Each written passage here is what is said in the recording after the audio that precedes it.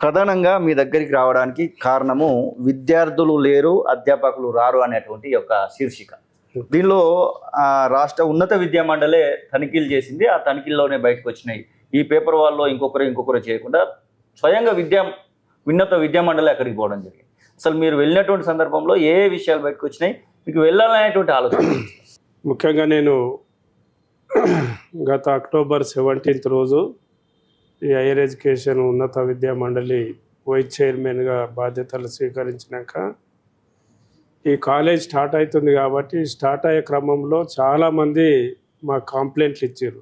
Okay, విద్యార్థి సంఘాలు కానీ వ్యక్తిగతంగా కానీ అందరు కంప్లైంట్లు ఇచ్చారు. ఏమనంటే కాలేజీ సక్రమంగా నడుస్తలేవు, స్టాఫ్ లేదు, పిల్లలు రారు, మీరు ఒకసారి తనిఖీలు చేయాలి, యూనివర్సిటీలు తూతూ మంత్రంగా ఇన్స్పెక్షన్ చేసి రాటిఫికేషన్ ఇచ్చేసినాయి కాబట్టి మీరు కంపల్సరీ ఒకసారి చెక్ చేయాలని చెప్పేసి కొన్ని వందల కంప్లైంట్లు వచ్చినాయి, చాలా కంప్లైంట్లు ఉన్నాయి వాటి మీద. సరే పిల్లలు విద్యార్థి సంఘాలు ఇస్తారు, ఇది మామూలే కదా చూద్దాం, మేము కొత్తగా వచ్చినాం కదా అని చెప్పేసి మేము దాన్ని అట్లా కొంచెం నెగ్లెక్ట్ చేసినట్టు కూడా పెట్టినాం. తర్వాత చూస్తేవా అనే ఉద్దేశంతో. అయితే వీళ్ళ ఒత్తిడి ఎక్కువైంది. ఒత్తిడి ఎక్కువైతే మా చైర్మన్ గారు, సెక్రటరీ గారు, ఇంకో వైస్ చైర్మన్ గారు మేమందరం కూడా అనుకొని ఏం చేసి నిజంగా వీళ్ళు ఇచ్చిన కంప్లైంట్లు కరెక్టేనా కాదా, వీళ్ళు ఇచ్చేటి నిజమా కాదా చూద్దామని చెప్పేసి మేమందరం కూడా ఏమనుకున్నామంటే ఈ నలుగురం 4 దిక్కుల పోయి ఒక 2 రోజులు శాంపుల్గా టెస్ట్ చేద్దాం, నిజంగా వీళ్ళు అన్న కంప్లైంట్లు కరెక్టా కాదా అని అనుకున్నాం.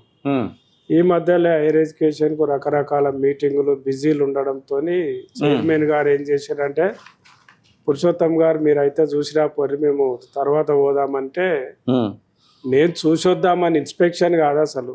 ఓకే, మేము ఇన్స్పెక్షన్కి పోవాలని పోలేదు, చేయలేదు. అసలు ఏం జరుగుతుంది కాలేజీలలో, తెలంగాణలో ఏం జరుగుతుంది, కాలేజీలు ఎట్లా నడుస్తున్నాయి, ఒకసారి విజిటింగ్ పోదామని, ఇది ఇన్స్పెక్షన్ కాదు చూసొద్దాం అన్నట్టుగా పోయినాం. పోయి కొన్ని కాలేజీలలో పోతే మాకు రకరకాల అనుభవాలు ఎదురైనాయి. ఓకే, కొన్ని కాలేజీలు కంప్లీట్గా తాళం వేసి ఉన్నాయి, కొన్ని కాలేజీలు అసలు స్టాఫ్ ఉండదు, రిజిస్టార్లు ఉండవు మేము ఇన్స్పెక్షన్ చేసిన కాలేజీలో. ఓకే, ఇప్పుడు వాళ్ళు కాలేజ్ పేరు చెప్తే బాధపడతారు, ఇక రకరకాలు ఉంటాయి. కానీ ఒక రోజేమో కీసర సైడ్ వెళ్ళిపోయినాం, ఒక రోజేమో గట్కేసారి, 2 రోజులు పోయినాం. ఓకే, ఆ 2 రోజులల్లో కాలేజీలలోకి పోతే కాలేజీలు తాళాలు వేసి ఉంటాయి, స్టాఫ్ ఉండదు, రిజిస్టార్లు ఉండయి, పిల్లలు ఉండరు, టీచర్లు ఉండరు, అసలు ఎవ్వరు ఉండరు. ఓకే, ఏంది అని చెప్పేసి ఖాళీ అడుక్కుంటా వీళ్ళని అన్ని తీసుకుంటూ వచ్చేసి వీళ్ళు ఇది మేము చేసినవి తప్పు ఉంటాయి అని చెప్పేసి ఆ రిజిస్టర్లు కూడా అన్ని జిరాక్స్ తీసుకున్నాం. జిరాక్స్ అంటే వాట్సాప్ తీసుకొని ఫోటో కాపీస్ తీసుకున్నాం. ప్లస్ ఆ కాలేజీలో కూడా అన్ని ఫోటోలు తీసుకున్నాం, అన్ని వీడియోలు తీసుకున్నాం. నిజమా కాదని తెలియాలి, రేపు వాళ్ళు కూడా ఇట్లా అంటారని చెప్పేసి ఆ ఫోటోలు తీసుకున్నాము. రిజిస్టార్లు, స్టాఫ్ అన్ని అడిగినాం, ఎండ్లో కూడా లేదు. అవును, వాళ్ళ నుంచి వచ్చే ఆన్సర్లు అంటే విచిత్రం అంట. ఈ కాలేజీలు ఇట్లనే నడుస్తాయి సార్, ఇవి ఒక కాలేజీ అయినా 2 ఏళ్ల నుంచి ఇది ఇట్లనే ఉంటుంది సార్ అంటాడు. ఇదంతా అని చెప్పేసి ఆ రికార్డింగ్ తీసుకొని వచ్చేసి మేము ఖాళీ ఇక్కడ నేను ఇన్స్పెక్షన్ చేసిన పరిస్థితులు ఇవని చెప్పేసి మా చైర్మన్ గారికి ఏం చూసినాము ఏం చేసినాము అని ప్రూఫ్లతో సహా గవర్నమెంట్కి ఇచ్చేద్దాం చెప్పుదామని చెప్పేసి చైర్మన్ గారికి ఇచ్చేసినాము. ఆయన దగ్గర ఉంది ఆ యొక్క ఫైల్, మన దగ్గర కూడా ఉన్నది. ఓకే, దానికి వీళ్ళు ఏం చేశారు, ప్రైవేట్ కాలేజీల వాళ్ళందరూ గగ్గోలు పెట్టారు. ఎందుకంటే ఈ హైయర్ ఎడ్యుకేషన్ చరిత్రలో ఇప్పటి వరకు కూడా ఎవరు కూడా హైయర్ ఎడ్యుకేషన్కి వెళ్ళి వచ్చి ఇన్స్పెక్షన్ చేయలేదు.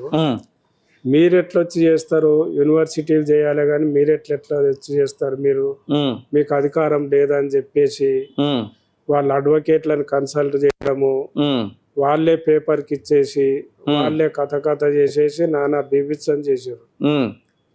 చైర్మన్ గారు కూడా మనకు అధికారాలు ఉన్నాయి, లిమిటేషన్ ఉన్నాయి కాబట్టి మనం గవర్నమెంట్కు రాసి తర్వాత ఇన్స్పెక్షన్ చేద్దామని ఆ 2 days చేసి ఆపేసినాం మేము. ఓకే, ఈ మధ్యలో ఏం చేస్తున్నారంటే గవర్నమెంట్ మీద విపరీతమైన ఒత్తిడి తెస్తారు ప్రైవేట్ కాలేజీ వాళ్ళు. డిగ్రీ కాలేజ్ కానీ, ఇంజనీరింగ్ కాలేజ్ కానీ, బీఈడి, ఎంసీఏ రకరకాల కాలేజీలు గత 4 ఏళ్ల నుంచి ఫీజు రియంబర్స్మెంట్ ఇస్తలేరు, మాకు 6,000 7,000 బకాయిలు ఉన్నాయి ఇవ్వాలని చెప్పేసి గవర్నమెంట్ను బాగా ఒత్తిడి చేస్తున్నారు. ఈ ఒత్తిడి నిజమా కాదా వీళ్ళు అన్నట్టుగానే మేము ఇన్స్పెక్షన్ చూద్దామని పోయినాం, కానీ ఇన్స్పెక్షన్ చేసి ఏదో చర్య తీసుకోవాలి అది తీసుకోవాలని ఏం లేదు. కాకముందుకే వాళ్ళ భయం స్టార్ట్ అయింది. మాకేమొచ్చింది, రిపోర్ట్ రాసేసినాక అసలు ఈ నడవని కాలేజీలకు ఫీజు రియంబర్స్మెంట్ ఎట్లా ఇస్తాం మనం? ఒక కాలేజ్ చూసినాము, భోగారం దగ్గర ఉంటుంది, MCA MBA కాలేజ్. అది MBA 180 సీట్లు ఉంటాయి, MCA 120 సీట్లు ఉంటాయి, అంటే 300 మంది. ఫస్ట్ ఇయర్ 300 మంది, సెకండ్ ఇయర్ 300 మంది, 600 మంది. కానీ 600 మందికి ఎన్నడూ సంవత్సరం పొడుగుతా ఏ ఒక్క రోజు క్లాసులు నడిచిన చరిత్ర లేదు. బిల్డింగ్ మొత్తం తాళమేసి ఉన్నది కంప్లీట్ గా. ఆడ ఒక ప్రిన్సిపాల్ ఉన్నది, ఒక అటెండర్ ఉన్నది, ఒక టీలు తెచ్చుకొని ఉన్నాడు.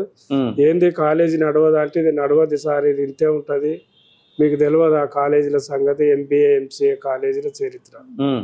అంటే కేవలం రియంబర్స్మెంట్ కోసమే ఈ కాలేజీ 100% చాలా, అన్ని కాలేజీలు కాదు, చాలా కాలేజీలు మంచిగా నడిచే కాలేజీలు కూడా ఉన్నాయి. అన్నిటికీ రుద్దవలసిన అవసరం లేదు, మంచిగా నడిచేటివి కూడా ఉన్నాయి. కొన్ని కాలేజీలు, మెజార్టీ కాలేజీలు అయితే ఒక 50-60 కాలేజీలు రియంబర్స్మెంట్ కోసమే ఓపెన్ చేసి ఉన్నాయి. టీచర్లు ఉండరు, పిల్లలు రారు, చదువు చెప్పరు, పరీక్షలు పెడతారు, ఫస్ట్ క్లాస్ ఇస్తారు, సర్టిఫికెట్లు ఇచ్చి పంపిస్తారు. ఇదే సర్టిఫికెట్ తీసుకొని వాళ్ళ కాలేజీలకు పోయి జాబ్ ఇవ్వమంటే నువ్వు పనికిరావని ఇలా కొడతాడు.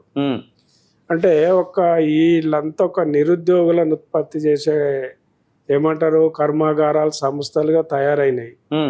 మరి ఇలాంటి క్లాసు వీళ్ళు గవర్నమెంట్ని బ్లేమ్ చేస్తున్నారు. వచ్చిన బాధ ఏంటంటే, చదువు చెప్పకుండా, టీచర్లు లేకుండా గవర్నమెంట్ను బదనాం చేస్తారు. ఫీజు రియంబర్స్మెంట్ అని.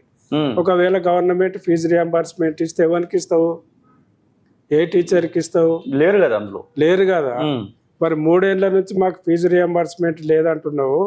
మేము కూడా హైయర్ ఎడ్యుకేషన్కి వెళ్ళి కూడా గవర్నమెంట్కి సిఫార్సు చేయమంటున్నాము. ఈ 3 ఏళ్ళు మీరు ఎంతమందికి జీతాలు ఇచ్చారు? మీరు బ్యాంక్ అకౌంట్లు తీసుకురావాలి. పిల్లల అటెండెన్స్ చదువు రిజిస్టర్ చెప్పారు కదా, పిల్లల రిజిస్టర్ కూడా తీసుకురావాలి, అటెండెన్స్ రిజిస్టర్.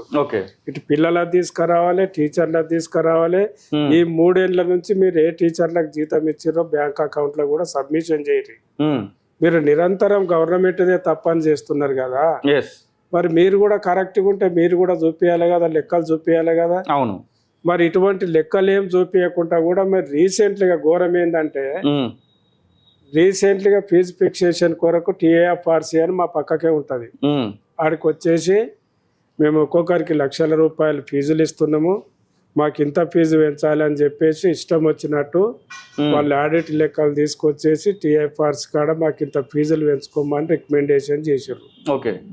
అసలు కాలేజీలే నడుస్తలేవు, టీచర్లే లేరు, నీకు ఎవరికి లేకుండా ఫీజు ఫిక్సేషన్ చేయమని తీసుకొని వచ్చేసారు. నాకు అక్కడ బాధ అనిపించేసింది, నడవని కాలేజీలకు ఫీజు రియంబర్స్మెంట్ ఎక్కడిది మీకు కూడా న్యాయం అనిపిస్తుంది ఆ కాలేజీ ఓనర్లకు? మీరు నిజంగా నడవని కాలేజీలు మీరు అడగడానికి ఎట్లా అనిపిస్తున్నది? ఈ విద్యార్థులను ఎందుకు ఇట్లా నాశనం చేస్తున్నారు, ఎందుకు ఇట్లా నిరుద్యోగుల తయారు చేస్తారు?